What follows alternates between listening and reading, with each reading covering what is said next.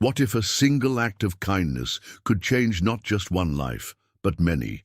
What if stopping to help a stranger on the side of the road could set off a chain of events so profound it would transform an entire community? This is the story of Peter, struggling single father, and Sylvia, a young CEO with a compassionate heart. Their unexpected meeting sparks a journey of hope, resilience, and the undeniable power of human connection. Through moments of doubt, triumph, and discovery, their story will take you on an emotional ride you won't want to miss. How does a chance encounter with a flat tire lead to the creation of something extraordinary? And how does kindness, in its simplest form, ripple out to touch so many lives? Before we dive in, make sure to subscribe to our channel so you don't miss more inspiring stories like this one. Let's begin The Ripple of Kindness, a tale that might just inspire you to start your own ripple today. A struggling single dad helped a woman change her tire. She turned out to be a billionaire. The soft hum of the alarm clock barely registered in Peter's mind as he jolted awake, his body aching from another night spent on the worn-out couch. It wasn't the ideal place to sleep, but the small two-bedroom apartment left him little choice. Max, his 6-year-old son, had outgrown the twin bed he shared with his 4-year-old sister Lily. To make sure they had a comfortable space, Peter willingly gave up his room. His sacrifice wasn't uncommon. Peter had built his life around ensuring his children were taken care of, even if it meant living on scraps of his own time and comfort. The scent of burnt toast drifted through the apartment as Peter hurriedly fixed breakfast. With one eye on the toaster and the other on the clock, he muttered under his breath, "Come on, come on." The school bus would be arriving in 20 minutes, and he still needed to pack lunches. Max shuffled into the kitchen, his tousled hair a wild mess. "Dad, why is the toast black again?" he asked, his tone laced with innocent curiosity. Peter forced a smile, ruffling his son's hair. "It's gourmet toast, buddy. Extra crispy, just the way you like it." Max wrinkled his nose but didn't protest. Lily followed close behind, dragging her favorite stuffed bunny along the floor. "Daddy, can I have pancakes?" she asked, sweetly climbing onto her chair. Peter crouched down to her level, his smile faltering for a brief moment. "Not today, sweetheart. We're having a toast adventure." The truth was, Peter couldn't afford to waste time or groceries. His paycheck from working as a delivery driver barely covered rent, utilities, and groceries. Extras like pancakes were a luxury. As he ushered the kids out the door, Peter caught a glimpse of an unopened envelope on the counter. The bold lettering from his landlord sent a shiver down his spine. He didn't need to open it to know what it said. Another rent increase was coming. The drive to work was uneventful, but Peter's mind was anything but calm. His job as a delivery driver for a local supply company paid just enough to scrape by, but it demanded long hours. Any slight delay, like getting the kids ready or dealing with a tantrum, meant risking another reprimand. Today was no different. As he walked into the office, his supervisor, Mr. Sanders, was waiting, clipboard in hand and a sour look on his face. "Peter, late again?" Sanders barked, not even looking up from his notes. "You know we can't keep doing this. You're a good worker, but I need reliability." "I know, I'm sorry," Peter said quickly, trying to keep his tone even. "It won't happen again." "Yeah, well, it better not. We're stretched, as thin as it is." With a dismissive wave, Sanders walked off, leaving Peter standing there, his heart sinking further into his chest. Peter grabbed his clipboard and headed out to the loading dock. The grind of the day took over, and for a few hours he managed to push his worries aside. But the weight of everything always found its way back.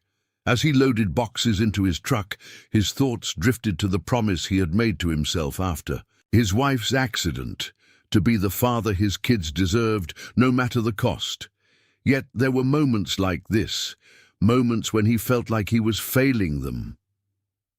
That evening, Peter walked into the apartment, greeted by laughter and the faint sound of cartoons playing on the TV. Max and Lily were sprawled on the floor, coloring pictures. "Daddy!" Lily exclaimed, running to wrap her tiny arms around his leg. Max looked up, his eyes lighting up as he held up a drawing. "Look, Dad, it's you, me, and Lily. I drew us at the park." Peter knelt beside him, studying the crayon. Drawing. In it, he was depicted as a giant towering over Max and Lily. They were all smiling, holding hands, his throat tightened. To them, he was still a hero, even if he felt like anything but. After dinner, a simple meal of spaghetti, Peter tucked Lily into her bed, making sure her stuffed bunny was nestled beside her. "Good night, Daddy," she murmured, her eyes already drifting shut. Max, still awake, sat cross-legged on his bed. "Dad, are we gonna be okay?" he asked suddenly, his voice quiet but filled with worry beyond his years. Peter froze for a moment, caught off guard by the question. He sat beside Max, pulling him into a gentle hug. "Of course we are, buddy. Things might be tough right now, but we're a team, and teams stick together no matter what." As the apartment fell silent and the kids drifted off to sleep, Peter sat alone on the couch, the unopened envelope still on the counter. He stared at it, the weight of its implications pressing down on him. Finally, he stood and walked over, holding the envelope in his hands. But instead of opening it, he set it back down and turned away. Walking back to the couch, he whispered to himself, "No matter what happens, I'll figure it out. I'll take care of them." The golden glow of the setting sun bathed the park in a soft, warm light as Peter drove home from another grueling day at work. His hands gripped the steering wheel tightly, his mind racing through the usual loop of worries. The unopened envelope. On the counter, Max's upcoming school field trip, and how he could stretch his dwindling paycheck to cover the rising costs. He rubbed his temples, trying to suppress the nagging voice that whispered he wasn't doing enough. As he turned down a quiet street by the park, a figure on the roadside caught his eye. A sleek black sedan was parked awkwardly, its rear tire visibly flat. Standing beside it was a woman dressed in a tailored blazer and pencil skirt, her arms crossed as she stared at the tire with a mix of frustration and helplessness. Peter hesitated, his exhaustion urging him to keep driving. But then he glanced at her again, catching the subtle slump of her shoulders, and instinctively slowed to a stop. Pulling over, Peter stepped out of his car and approached her cautiously. "Looks like you've got a flat," he said, his voice friendly but weary. The woman turned toward him, her striking features momentarily softened by relief. She appeared young, perhaps in her early 30s, with sharp, intelligent eyes that hinted at a keen awareness of the world around her.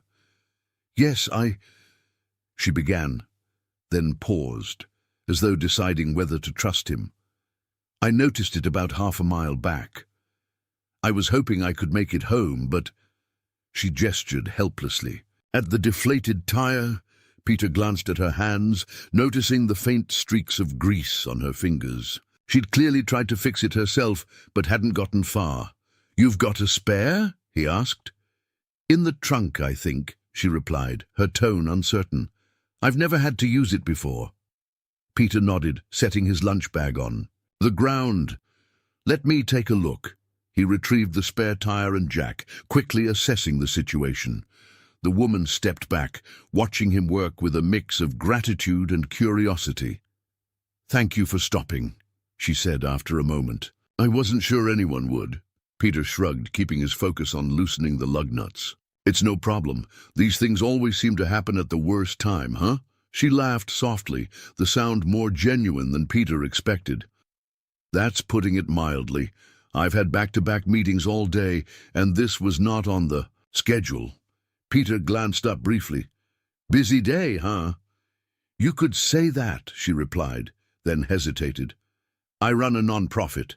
We're trying to finalize plans for a new project, and it's been hectic." Peter didn't press further. He could tell she was the type of person who was used to solving problems on her own. Instead, he focused on finishing the task, tightening the bolts on the spare tire. After a few minutes, he stood, brushing his hands on his worn jeans. "There, you should be good to go now," he said, stepping back to admire his work. The woman offered a warm smile. "Thank you so much. I don't even know how to repay you." Peter shook his head. "No need. Helping someone shouldn't come with a price tag." Her smile faltered slightly, replaced by a thoughtful expression. "That's rare," she said, softly. "Most people don't stop these days, let alone refuse payment." Peter shrugged again, feeling slightly uncomfortable under her scrutiny. "It's just the right thing to do." The woman tilted her head, studying him as though trying to piece together a puzzle. "What's your name?" she asked. "Peter," he replied simply. "Well, Peter, I'm Sylvia," she said, extending her hand. "I really do appreciate this. You didn't have to stop, especially after what I'm guessing was a long day." Peter shook her hand, feeling the firmness of her grip. It was a handshake that spoke of confidence and authority, yet her tone remained warm and genuine. "It's no big deal," he said. Sylvia hesitated for a moment, then reached into her bag, pulling out a sleek business card. "Here," she said, handing it to him. "If you ever need anything, or if you're just curious about the work we do, call me." Peter accepted the card, glancing at the embossed logo and her title. Sylvia Thompson, CEO, Bright Futures, Foundation. He looked back at her, feeling a flicker of something he couldn't quite name. Hope, maybe. Or perhaps it was just curiosity. "Thanks," he said, slipping the card into his pocket. Sylvia smiled again, her expression thoughtful. "I meant what I said, Peter. People like you, kind, selfless, can change lives in ways you might not even realize." With that, she climbed back into her car. Peter watched as the sleek sedan disappeared down the street, her words lingering in his mind. He didn't know what she saw in him, but for the first time in a long while, he felt noticed, like maybe he wasn't invisible after all. The following evening, Peter was sorting through the day's mail, his mind preoccupied with bills and Max's growing list of school expenses, when his phone buzzed on the counter. He glanced at the unfamiliar number and hesitated. Unknown calls usually meant collection agencies or telemarketers, neither of which he had the energy to deal with. Still, something compelled him to pick up. "Hello?" Peter said cautiously. "Peter, this is Sylvia Thompson," came the warm, professional voice on the other end. "We met yesterday at the park." Peter straightened instinctively. "Oh, yes, Sylvia, how are you?" "I'm doing well, thanks to you," she said, a hint of humor in her tone. "I wanted to call and thank you again for helping me out. Honestly, you saved my day." "Really, it was nothing," Peter said, feeling a little awkward under her gratitude. "I'm glad I could help." "Well, it wasn't nothing to me," Sylvia replied firmly. "And actually, that's why I'm calling. I'd like to invite you to an event my organization is hosting this weekend. It's a gathering for single parents and families we've supported through our programs. We'll share stories, connect with each other, and talk about the work we're doing." Peter froze. An event? He could almost picture it now. A room filled with polished, confident people, dressed in business casual, sipping wine and talking about successes he couldn't imagine. "I'm not sure I'd fit in at something like that," he said, his voice hesitant. Sylvia's voice softened. "Peter, this isn't about fitting in. It's about connection. From what little you shared with me yesterday, I can tell you've got a story worth hearing, and I think you might find some inspiration too." Peter glanced toward the living room, where Max and Lily were sprawled on the floor coloring. Max was furiously erasing a mistake, while Lily hummed to herself, oblivious to her brother's frustration. "I don't know," Peter said, more to himself than to Sylvia. Sensing his hesitation, Sylvia added, "You don't need to bring anything or prepare anything. Just come as you are. Bring your kids if you'd like. It's a family-friendly event." The mention of his kids caught Peter's attention. "I'll think about it," he said finally. "Fair enough," Sylvia replied. "The details are in the email I just sent you. No pressure, Peter, but I'd love to see you there." After they hung up, Peter stared at his phone for a long moment. He hadn't even realized she had his email. But sure enough, there it was. An invitation to an event hosted by Bright Futures Foundation. The details were simple. Saturday afternoon at a community center downtown, casual attire. Later that night, after Max and Lily were asleep, Peter sat on the couch, phone in hand, rereading the email. His initial instinct was to decline. He didn't belong at events like this. What could he possibly contribute? He wasn't a polished speaker or a success story. He was just a guy trying to keep his kids fed and the roof over their heads. But as he mulled it over, another thought crept in. Maybe this was an opportunity, not for him, but for Max and Lily. If this foundation helped families like his, maybe they could benefit in ways he couldn't yet see. Maybe Sylvia had a point. His story might not feel special to him. But what if it could help someone else? The next morning, as Peter poured cereal for breakfast, he broached the subject with Max. "Hey, bud, what do you think about going to an event this weekend? It's for families like ours." Max looked up from his bowl, milk dribbling down his chin. "Like ours? What do you mean?" "Well, it's for single parents and kids," Peter said. "A chance to meet other families who've been through tough times." Max considered this, his young face thoughtful. "Will there be other kids to play with?" "I think so," Peter said, smiling. "And maybe there'll be snacks too." Max grinned. "Okay, I'm in. Can Lily come?" "Of course," Peter said, glancing over at Lily, who was busy making her stuffed bunny hop across the table. The days leading up to the event were a mix of nerves and anticipation.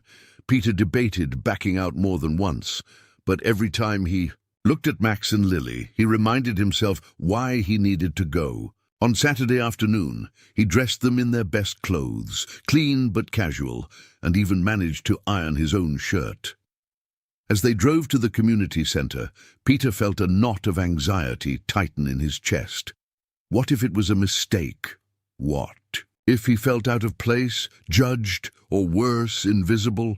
When they arrived, the parking lot was bustling with families. Peter helped Lily out of her car seat, holding her hand tightly as they approached the entrance. Max skipped ahead, his energy contagious. Peter took a deep breath and stepped inside, hoping he'd made the right choice. The community center buzzed with chatter and laughter as families filled the large, brightly lit room. Peter hesitated at the entrance, holding Lily's hand while Max tugged impatiently at his sleeve. "Dad, come on! There's balloons!" Max pointed excitedly toward the cluster of colorful decorations near a makeshift stage. Peter swallowed hard, his nerves getting the better of him. He felt underdressed in his neatly pressed but old button-down shirt and scuffed shoes, surrounded by people who looked like they had just stepped out of a magazine. Women in smart blouses and men in tailored jackets mingled comfortably, their confidence on full display. He started to wonder if coming here was a mistake. Before he could turn around and retreat, Sylvia appeared, weaving through the crowd with her characteristic poise. She wore a deep green dress that complemented her striking features, but her welcoming smile made her seem more approachable than polished. "Peter!" she called, waving him over. Her eyes softened when she saw Max and Lily. "And you brought your little ones. I'm so glad you could make it." Peter nodded awkwardly. "Thanks for inviting us. I wasn't sure if this was really my kind of thing." Sylvia's smile widened.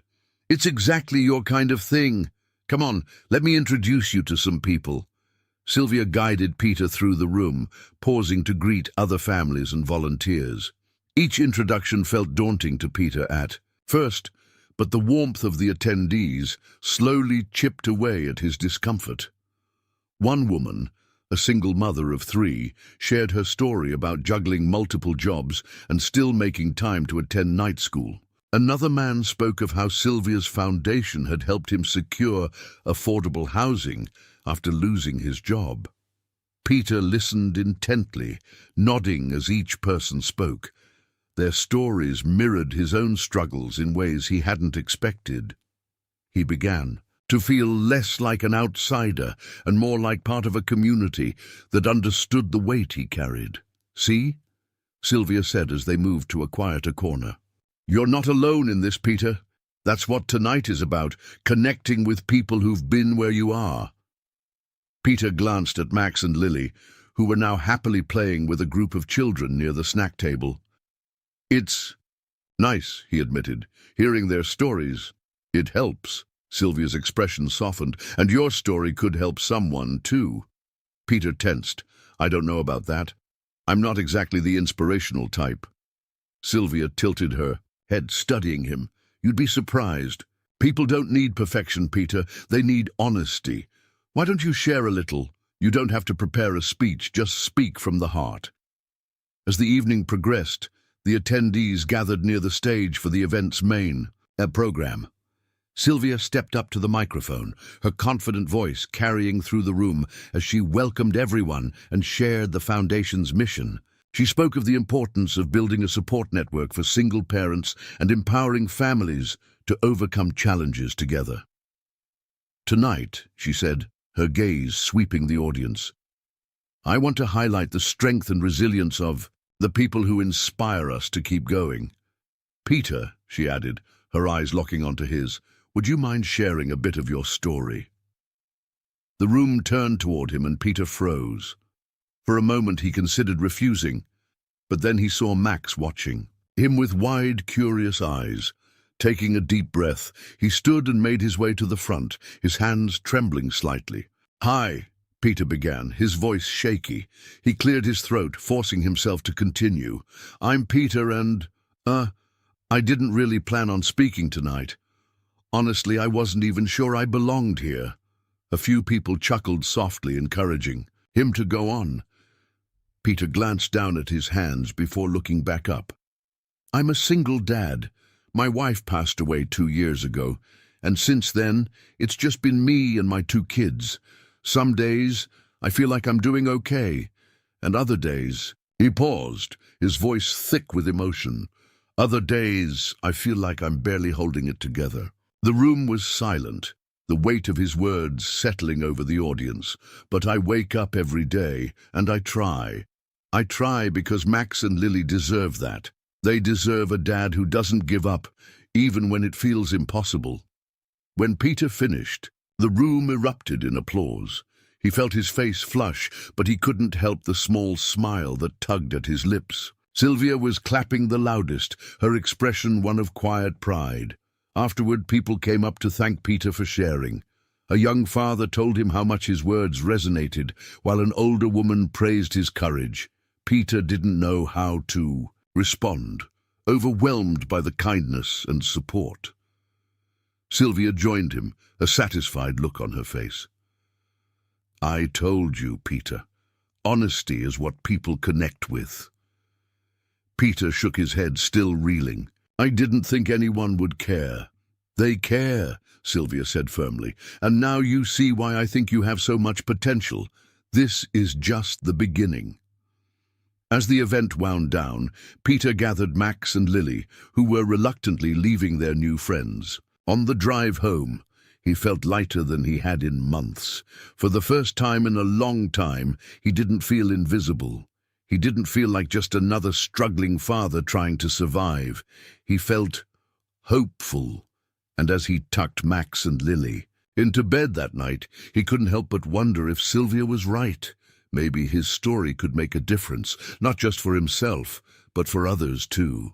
The morning sunlight filtered through the floor-to-ceiling windows of Sylvia's downtown office, casting long shadows across the sleek, minimalist furniture. She sat at her desk, staring at her laptop, the faint sound of bustling traffic below, barely registering in her mind. A spreadsheet filled with donor statistics glared back at her, but her thoughts were miles away. Her office was the epitome of success. Framed accolades lined the walls, and a plaque engraved with "Bright Futures." Foundation, Sylvia Thompson, CEO, sat prominently on her desk, yet the weight of her responsibilities felt heavier than usual today. She closed the laptop with a sigh and leaned back in her chair, gazing at the photo on the corner of her desk. A faded picture of a woman with kind eyes and a weary smile, holding a little girl in her arms.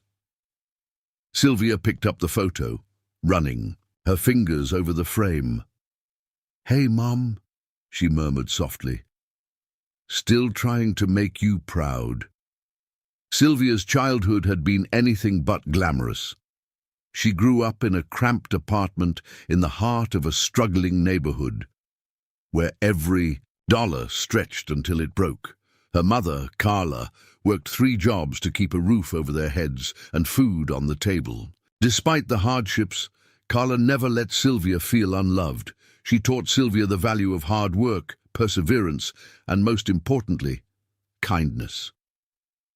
Sylvia still remembered the night her mother came home exhausted after a double shift, her uniform stained and her hands trembling from fatigue. Yet when their neighbor, a single father with 2 kids, knocked on their door asking for help, Carla didn't hesitate. She gave him the last of their food for the week without a second thought. "We'll manage," Carla had said, smiling at Sylvia. "Kindness always comes back around." Those words had stuck with Sylvia, shaping her into the woman she was. Today, when her mother passed away just as Sylvia was starting college, she vowed to honor Carla's legacy by dedicating her life to helping families like theirs. The Bright Futures Foundation was born from that promise, growing from a small community program into a nationally recognized nonprofit. But success came with a cost. As the foundation expanded, Sylvia found herself pulled further from the communities. She wanted to serve. Board meetings, corporate partnerships, and endless fundraising events consumed her days. Her image as the confident, composed CEO often felt like a mask, one that kept her at arm's length from the people who mattered most. Her recent encounter with Peter had stirred something in her. His quiet resilience reminded her so much of her mother that it was almost unsettling. She saw in him the same unyielding dedication to his children, the same refusal to let circumstances define him. It was why she had been so adamant about inviting him to the event. Watching him share his story had reaffirmed something she had started to lose sight of: the power of authenticity. Sylvia's phone buzzed, snapping her out of her thoughts. It was a reminder for her upcoming meeting with the board of directors. She grabbed her notepad and headed to the conference room, bracing herself for the inevitable discussions about budgets and growth strategies. The meeting was as predictable as ever. The board members, dressed in suits that likely cost more than most families earned in a month, praised the foundation's recent milestones while emphasizing the importance of maintaining their donor base. "We need to prioritize high-profile initiatives," one member said, his voice dripping with authority. "Expanding our corporate sponsorships is crucial if we want to sustain growth." "I agree," another chimed in. "We should focus on large-scale projects that show measurable impact. Personal outreach is great, but it's not scalable." Sylvia forced a polite smile, though her frustration simmered beneath the surface. "While I understand the need for scalability," she said, choosing her words carefully, "we can't lose sight of the individual families we're trying to help. Stories like Peter's, those are what make our work meaningful. They remind people that we're not just a faceless organization." A few board members exchanged skeptical glances. "That's admirable, Sylvia, but we need to think strategically. You're the face of this foundation. Your time is better spent securing major partnerships than working on the ground." The words stung more than Sylvia expected. She nodded professionally, but as the meeting dragged on, her mind wandered. Was she really helping anyone by sitting in these rooms, debating strategies and polishing PR campaigns? Or was she becoming exactly what she had promised herself? She wouldn't a figurehead disconnected from the people she wanted to uplift. After the meeting, Sylvia retreated to her office, feeling drained. She thought of Peter again, of his raw honesty and the way he had captured the room with his story. She thought of Max and Lily, their innocence and the hope in their eyes. That was the heart of her work, the real human connections that no amount of funding or corporate jargon could replace. Sylvia picked up her phone and dialed a number. When Peter answered, she smiled, her voice lighter than it had been all day. "Peter, it's Sylvia. I was wondering, would you have time to meet for coffee this week? I'd like to talk more about your story and how we can work together to inspire others." Peter hesitated, clearly surprised. Sure. I guess I can make that work." "Great," Sylvia said, her tone filled with genuine enthusiasm. "I think we can do something really meaningful here, Peter. I'll send you the details." As she hung up, Sylvia felt a flicker of hope she hadn't felt in a long time. Maybe working more closely with people like Peter was the answer. Maybe reconnecting with the ground-level work her mother had always believed in was the key to bringing her vision back to life. The soft murmur of voices filled the room as Peter stood near the entrance of the community hall, clutching a stack of pamphlets in one hand. Max and Lily were by his side, each holding a basket of colourful bracelets that Sylvia's foundation handed out at events. It was Peter's third time participating as a community ambassador, and while he still felt out of place at times, the warm smiles and heartfelt conversations he'd encountered were beginning to ease his discomfort. "Daddy, can I give this to that lady?" Lily asked, pointing at a woman seated alone in a corner. She had a toddler balanced on her hip and a tired expression that Peter recognized all too well. "Of course, sweetheart," Peter said, crouching to Lily's level. "Why don't you tell her it's a gift and ask if she'd like to join us?" "Over here." Lily nodded enthusiastically and skipped off, her stuffed bunny trailing behind her. Max tugged at Peter's sleeve. "Dad, do you think they'll let me help at the snack table? They've got cookies." Peter chuckled, ruffling Max's hair. "Go ahead, but remember to ask first, okay?" As Max darted off, Peter straightened and scanned the room. Families were scattered throughout the hall, talking, laughing, and sharing their stories. It reminded him of his first event and how unsure he'd felt about being there. Now, he was beginning to see the power of these gatherings, the connections they built, the encouragement they provided. He had never imagined that his story could mean something to others, but every time someone thanked him for sharing, he felt a little more confident. Sylvia approached, her usual composed demeanor softened by the warm atmosphere. "You're doing great, Peter," she said, handing him a cup of coffee. "The families really appreciate having someone like you here." Peter took the cup, nodding. "Thanks. I guess it's easier now that I've done this a few times." Sylvia's smile widened. "That's the beauty of it. People see themselves in you, your struggles, your resilience. It gives them hope." As they spoke, a man in his early 40s stepped forward, his expression hesitant but friendly. "Excuse me," he said, addressing Peter. "You're the one who spoke at the last event, right? About raising your kids on your own?" Peter nodded, his stomach tightening slightly. "Yeah, that's me." "I just wanted to say thank you," the man continued. "Hearing your story, it made me feel less alone. I've got 2 kids too, and it's been hard since my wife left. But seeing someone else doing it, it gives me hope that I can manage too." Peter's throat tightened as he extended his hand. "Thank you. That means a lot." The man smiled, shaking his hand firmly. "You're an inspiration, whether you realize it or not." The rest of the afternoon passed in a blur of conversations and shared laughter. Max and Lily had quickly made friends, darting between the tables with their usual energy. As Peter packed up at the end of the event, he couldn't help but feel a sense of pride. For the first time in years, he felt like he was part of something bigger, something meaningful. But not everyone shared that sentiment. Brian stood near the back of the hall, arms crossed, as he watched Peter interact with the families. He had been with the foundation for nearly a decade, dedicating countless hours to organizing events and securing sponsorships. Yet in the span of a few months, Peter had become the face everyone seemed to gravitate toward. It grated on him.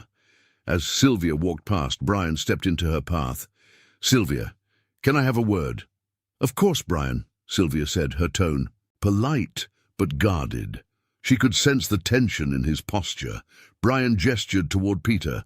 "I don't mean to be out of line, but don't you think you're putting a lot of trust in someone we barely know? Peter's a nice guy, sure, but he's not exactly qualified to represent the foundation." Sylvia's eyes narrowed slightly.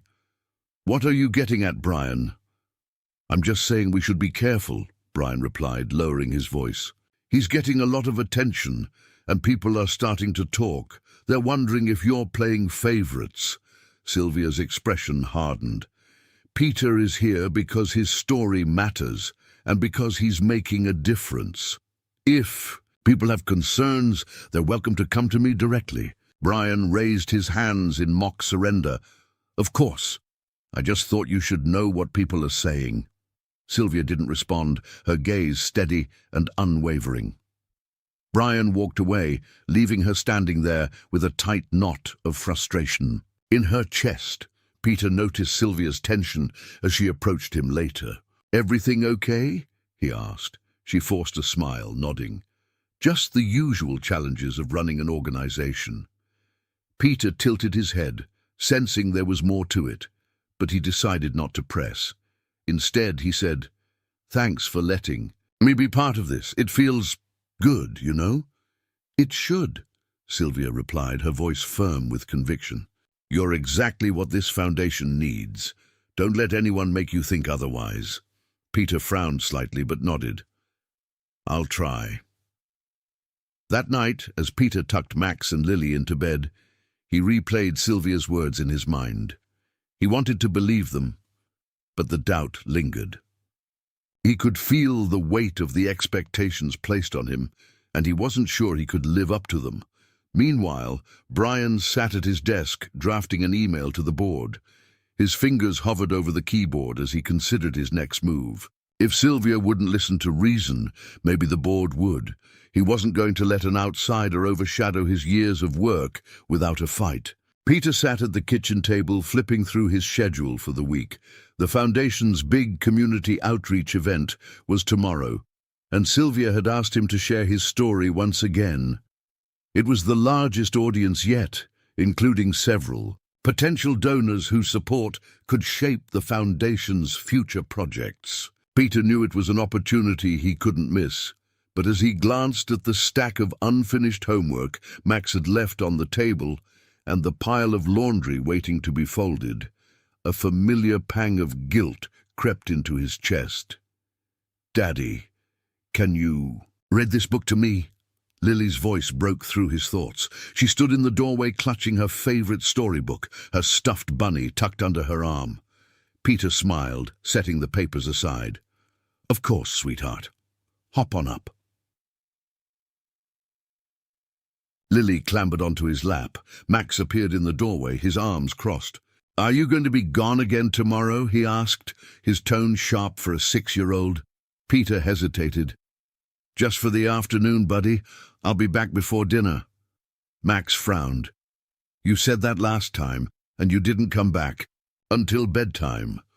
"I know," Peter said gently, pulling Max closer, "but this is really important, and it's going to help a lot of people." Max shrugged out of Peter's grasp. "You're always busy. You don't care about us anymore." He stormed off to his room, leaving Peter stunned. Lily tilted her head up at him, her big eyes filled with curiosity. "Why is Max mad?" Peter sighed, kissing her forehead. "He's just tired, sweetheart. Let's read your book." The next morning, Peter woke to the sound of coughing from Lily's room. When he opened the door, he found her sitting on her bed, her cheeks flushed and her breathing labored. "Daddy, my throat hurts," she whispered. Peter's heart sank. He pressed a hand to her forehead and felt the telltale heat of a fever. Okay, baby, let's get you some medicine.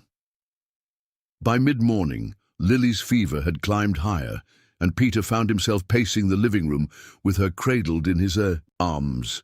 The event was only hours away, and Sylvia was counting on him. He glanced at the clock, his mind racing. He could call a neighbor to watch Lily for a few hours, but the thought of leaving her when she was so sick made his stomach churn.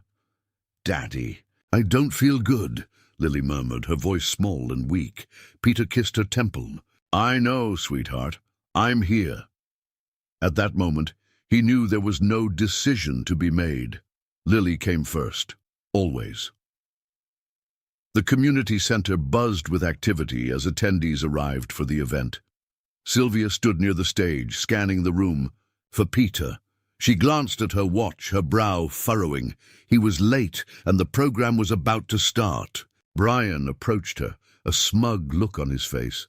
"Looks like your star speaker isn't showing up." Sylvia shot him a warning glance. "I'm sure he has a good reason." Brian shrugged. "You might want to consider someone more reliable next time." Ignoring him, Sylvia pulled out her phone and sent Peter a quick text. "Hey, are you on your way?" At home, Peter sat on the couch with Lily nestled against him, her fever finally beginning to subside. His phone buzzed on the coffee table, but he didn't move to pick it up. Max sat on the other end of the couch, his arms crossed and his gaze fixed on the floor. "Max," Peter began, his voice tentative, "I'm sorry I've been so busy lately. I know it's been hard." Max didn't respond at first, but then he looked up, his eyes brimming with tears. "I just miss you, Dad. You're always gone, and it feels like you care more about those people than us." Peter's chest tightened. He reached out, pulling Max into a hug. "I'm so sorry, buddy. I love you and Lily more than anything. I'll do better, I promise." Max sniffled, but didn't pull away. "Okay." Later that evening, as the sun began to set, Peter heard a knock at the door. He opened it to find Sylvia standing on the porch, a soft smile on her face. "Hey," she said, "can I come in?" Peter nodded, stepping aside. "Of course." Sylvia entered the small living room, her gaze falling on Lily, who was curled up on the couch with Max beside her. "How's she doing?" Sylvia asked. "She's better," Peter said, his voice weary. "It's been a long day." Sylvia sat down in the armchair across from him, her expression thoughtful. "You didn't make it to the event," she said gently. Peter nodded. "I couldn't leave her, Sylvia. She needed me." "I understand," Sylvia said, her tone sincere. "That's what makes you the kind of person this foundation needs, because you care. About your kids, about others, but I also see how much you're carrying, and it's not sustainable." Peter sighed, leaning forward. "I don't know if I can do it all, Sylvia. Be a good dad, do my job, and help the foundation. Something's going to give." Sylvia leaned in, her voice firm but compassionate. "You're not alone, Peter. We'll figure it out together. The work you're doing matters, but so does your family. Let me help you find that balance." Peter met her gaze, a flicker of hope breaking through his exhaustion. "Thanks, Sylvia. That means a lot." The low hum of conversation filled the Bright Futures Foundation office as Sylvia walked into the boardroom, her heels clicking softly against the polished floor. The expressions on the faces of the board members were grim, their usual air of camaraderie replaced by tension. At the head of the table sat Brian, his arms crossed and a self-satisfied smirk tugging at his lips. Sylvia took her seat at the table, folding her hands calmly in front of her. "Thank you all for meeting on short notice," she began, her voice steady. "I understand there have been concerns raised about Peter's role in the foundation." A senior board member cleared his throat. "Sylvia, we've received reports that Peter may not be the ideal representative for the foundation. There are claims that he's leveraging his position for personal gain, and frankly, questions about his financial stability." Sylvia's eyes flicked toward Brian, who feigned indifference but couldn't hide the glint of triumph in his gaze. What specific claims are we talking about? Sylvia asked, her tone sharp. Peter has been transparent about his background, and his story is central to the work we do. What's changed? Brian leaned forward, his voice measured but dripping with feigned concern. It's not just about his background, there's a perception issue. People are starting to wonder if his struggles undermine the foundation's image. And let's not ignore the talk about how close you've become with him. It raises questions, Sylvia. The insinuation hit like a slap, but Sylvia didn't flinch. Instead, she fixed Brian with a cold stare. Are you suggesting that Peter's honesty about his struggles makes him less qualified to represent the very people we're trying to help? Brian shrugged, his tone turning patronizing. I'm just saying we need to be careful. Perception matters. If donors start thinking we're prioritizing personal connections over professionalism, it could hurt our credibility. Peter stood in his small kitchen, staring blankly at the envelope in his hands. It wasn't the usual stack of bills or rent notices. It was a formal letter from the foundation's board. His role as an ambassador was being temporarily suspended while they conducted an internal review. The words blurred together as a wave of humiliation washed over him.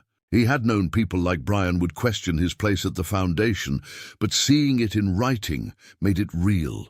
He could feel the weight of judgment, the whispering doubts he'd tried so hard to ignore now shouting in his mind. "Dad!" Max's voice pulled him from his thoughts. Peter quickly slipped the letter into a drawer and forced a smile. "What's up, buddy?" Max held up his math homework. "Can you help me with this? It's hard." Peter knelt beside him at the table, his heart aching as he tried to focus on the equations. He couldn't let his kids see how much this was affecting him.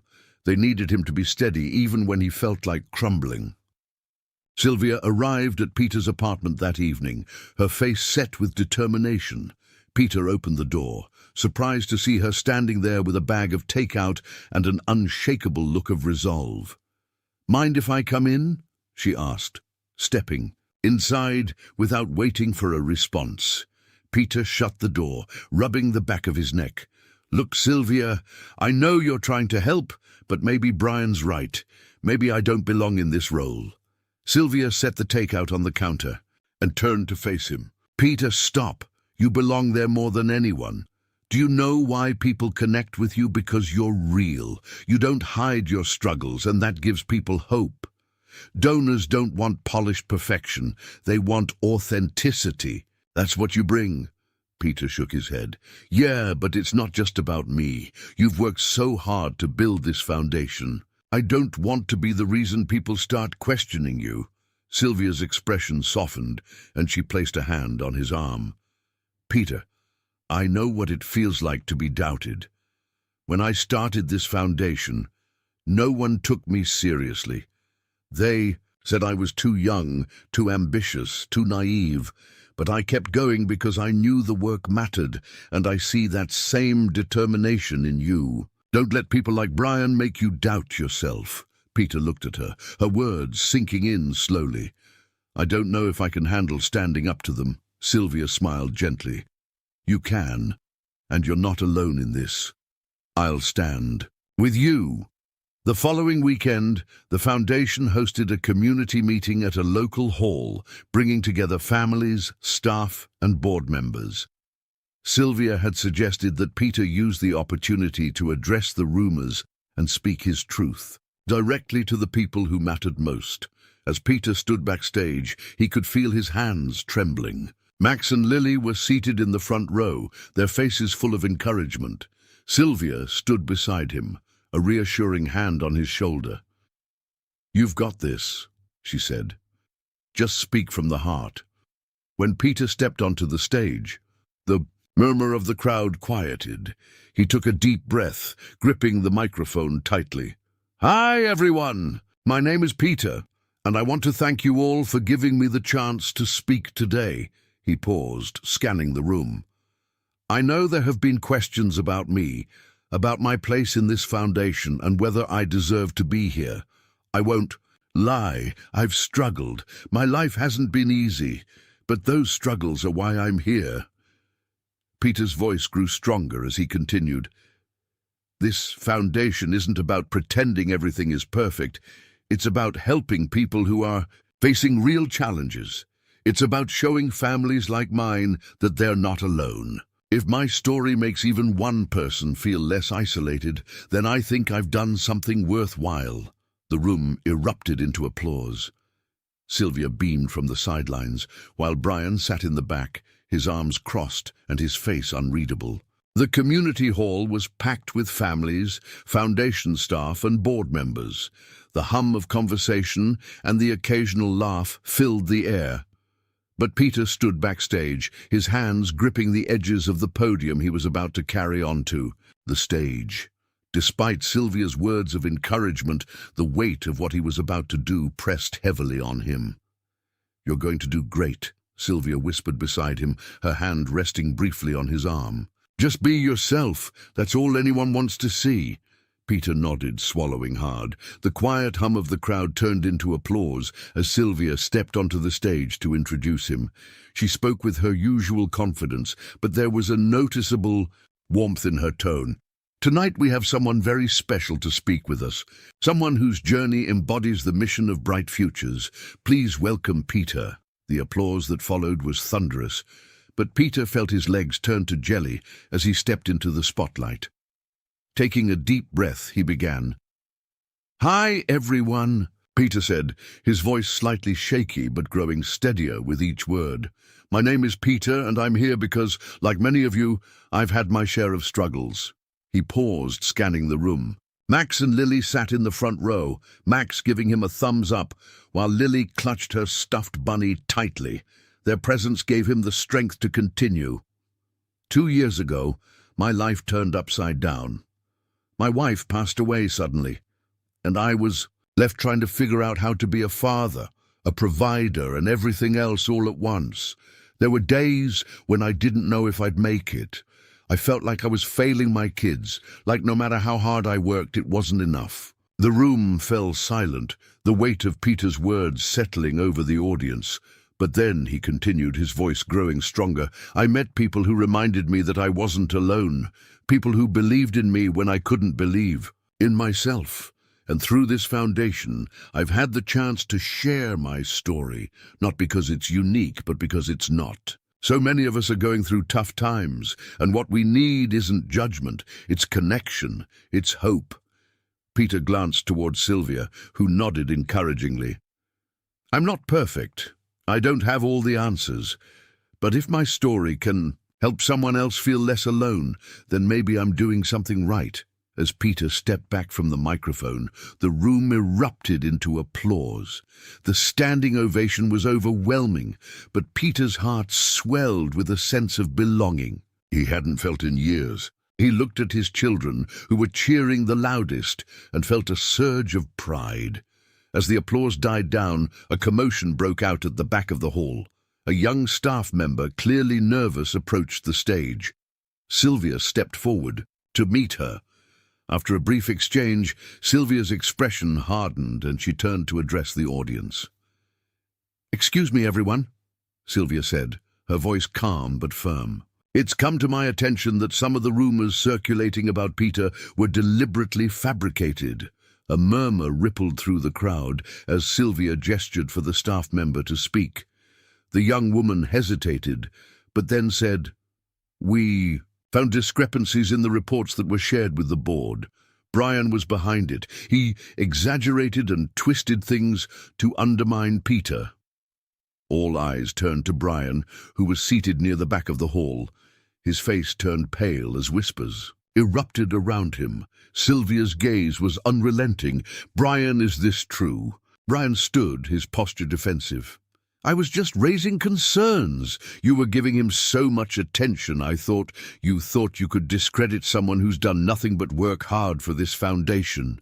Sylvia interrupted, her tone icy. "This foundation is built on integrity, and there's no place here for actions like yours."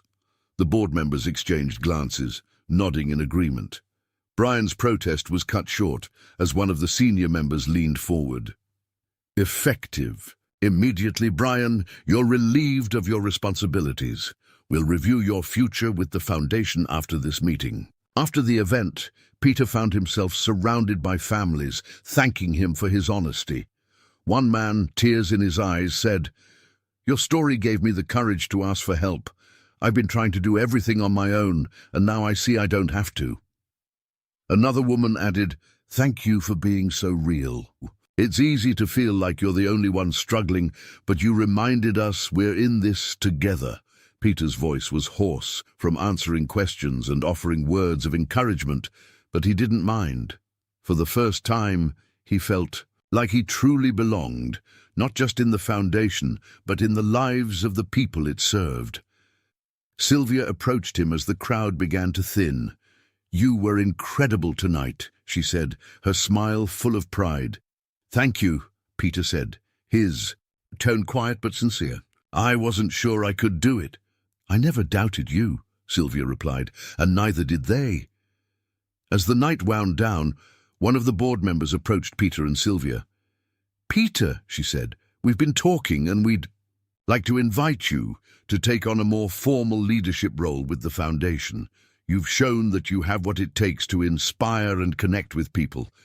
We think you can help us take our mission even further." Peter blinked, stunned. I don't know what to say." "Say you'll think about it," Sylvia said, her eyes sparkling with encouragement. Peter looked at Max and Lily, who were dozing off on a nearby bench, and then back at Sylvia. For the first time, he felt like his future was filled with possibilities. Not just for him, but for his family.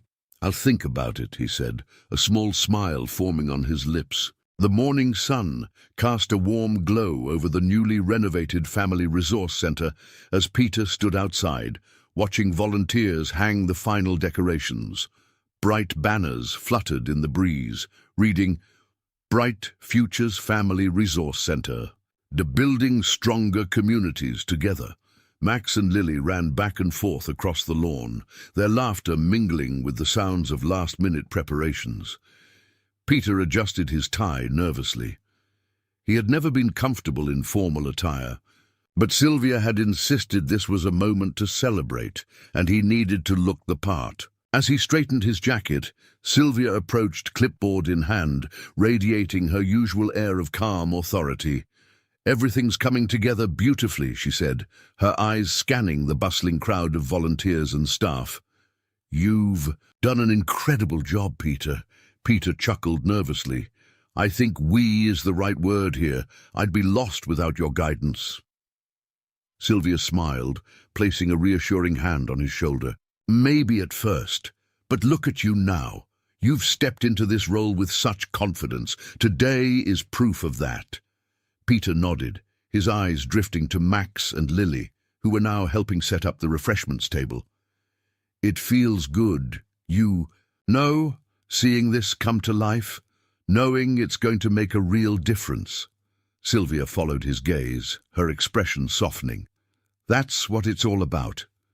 Families like yours will have a place to turn when they need support, and that's because of you." As the event began, families started arriving, filling the space with a warm and welcoming energy. The resource center was a sight to behold. Its bright, cheerful interiors were equipped with classrooms for job training, play areas for children, and private spaces for counseling sessions. The community had rallied around the project, contributing donations, labor, and unwavering support. Sylvia stood at the podium on the outdoor stage, her voice amplified over the chatter of the crowd. "Welcome, everyone, to the grand opening of the Bright Futures Family Resource Center. This project is a testament to what we can achieve when we come together as a community." She paused, her eyes scanning the audience. "When I started this foundation, my dream was to create a space where families could find hope and support, no matter their circumstances. But dreams don't become reality without the people who bring them to life. One of those people is Peter." Sylvia turned toward Peter, motioning for him to join her on stage. The crowd erupted into applause as Peter stepped forward, his heart pounding. Taking a deep breath, he gripped the edges of the podium and began. "Thank you, Sylvia," Peter said, his voice steady despite the nerves. 2 years ago, I never could have imagined standing here today. Back then, my world felt like it was falling apart. I had just lost my wife, and I was trying to raise 2 kids on my own, barely scraping by. There were nights when I didn't know if I'd make it through the week. He paused, glancing at Max and Lily in the front row. They smiled back at him, their pride unmistakable. But then I met people who believed in me, people who reminded me that it's okay to ask for help, that it's okay to lean on others. When life feels impossible, this center is a reflection of that. It's a place where no one has to feel alone, where kindness and community come together to lift each other up. The crowd applauded, and Peter continued, his voice filled with conviction. If there's one thing I've learned, it's that kindness has a ripple effect. A small act, a helping hand, a word of encouragement can change lives in ways we might never see. That's what this center is about, creating ripples of kindness that reach farther than we ever imagined. As Peter stepped back from the podium, the audience rose to their feet, clapping and cheering. Sylvia joined him, her smile radiant. "You were perfect," she whispered. After the speeches, the center opened its doors and families explored its many features. Peter found himself surrounded by parents and children eager to share their excitement and gratitude. One mother approached him with tears in her eyes. "This place means everything to us," she said. "Thank you for being brave enough to share your story." Max and Lily darted toward him, holding a large handmade card. "Daddy, we made this for you," Max said, beaming. The card was covered in crayon drawings and read, "Thank you for being our hero." Peter knelt, pulling them into a tight hug. "You too are the reason I do everything. I love you more than anything." Lily giggled, holding up her bunny. "Bunny says you're the best daddy ever." As the event wound down, Sylvia found Peter standing near the edge of the lawn, watching the sunset. She approached quietly, holding 2 glasses of sparkling cider. "For a job well done," she said, handing him one. Peter accepted it with a grateful smile. "I couldn't have done it without you." Sylvia shook her head. "You had it in you all along. I just helped you see it." They stood in comfortable silence for a moment before Sylvia spoke again. "I've been thinking about the future of the foundation. This center is just the beginning. I want to focus more on creating spaces like this, places where families can thrive." Peter turned to her, sensing there was more. "And what about you?" Sylvia smiled, her gaze thoughtful. "I think it's time for me to step back a little, to make room for new leadership. People like you, Peter. You have the heart, the drive, and the connection to the community. You could take this even further." Peter stared at her, stunned. "Sylvia, I don't know if I'm ready for that." "You will be," she said confidently, "and I'll be here to guide you every step of the way." The sun was just beginning to rise, casting a golden hue over the quiet streets. Peter stood in front of the Bright Futures Family Resource Center, hands in his pockets, his breath forming small clouds in the crisp morning air. He often arrived, early now, before the bustle of the day began. This was his space, his purpose, a place that had grown into more than just a resource center. It was a beacon of hope, a testament to how far he had come. Peter's journey played in his mind like a film reel. He remembered the sleepless nights, worrying about Max and Lily, the humiliating moments of asking for help, and the nagging voice that had told him he wasn't good enough. Now, standing in the heart of a thriving community, surrounded by people who believed in him, Peter couldn't help but smile. He thought back to the chance encounter with Sylvia that had set everything in motion. Her belief in him, her relentless encouragement, had been the spark he needed. But this journey wasn't just about him. It was about everyone who had dared to trust that kindness and connection could change lives. Later that day, the Resource Center held a celebration. Families gathered in the brightly lit hall, sharing stories of their transformations. Peter listened as a mother recounted how the foundation had helped her find stable housing, her voice trembling with gratitude. A young man spoke of how training sessions at the center had led to his first full-time position. These stories, Peter realized, were the true legacy of the work they had all done together. Sylvia stood at the back of the room, watching Peter interact with the families. Her heart swelled with pride as she saw the once hesitant man now leading with confidence and compassion. As the event wound down, she stepped onto the stage, signaling for everyone's attention. "I want to thank you all for being here today," Sylvia began, her voice clear and steady. "This center is a dream come true, but more than that, it's a symbol of what we can achieve when we believe in each other." She paused, her gaze landing on Peter. "I've decided it's time for me to step back from my day-to-day role. In the foundation, I believe leadership is about knowing when to make space for others to rise. And Peter has risen in ways that have inspired us all." The room erupted in applause as Peter looked at Sylvia, stunned. She smiled at him, her eyes shining. "Peter, this is your moment. Your heart, your story, and your resilience are what this foundation needs to keep moving forward." That evening, Peter sat on the couch at home, Max and Lily snuggled up on either side of him. The handmade card they'd given him at the grand opening was framed on the wall, a constant reminder of their love and support.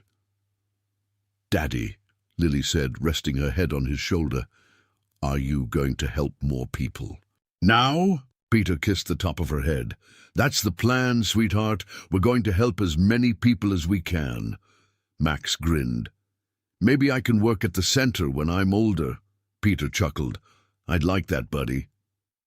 The next day, as Peter walked to his car, he noticed a man struggling to fix his flat tire on the side of the road. The scene was all too familiar. Peter pulled over, grabbed his tools, and approached with a smile. "Need a hand?" The man looked up, relief washing over his face. "I'd appreciate that." As Peter knelt to loosen the bolts, he thought of Sylvia's words about the ripple effect of kindness. This was where it had all started, and now it had come full circle. As Peter's story reminds us, even the smallest acts of kindness can have a profound impact. What ripple of kindness can you start today? Share your thoughts or a personal story in the comments below. We'd love to hear how kindness has touched your life. And if this story resonated with you, don't forget to subscribe to our channel to hear more inspiring tales of resilience and hope. Together, we can keep spreading positivity and building stronger communities. Let's create ripples of kindness that reach farther than we ever imagined.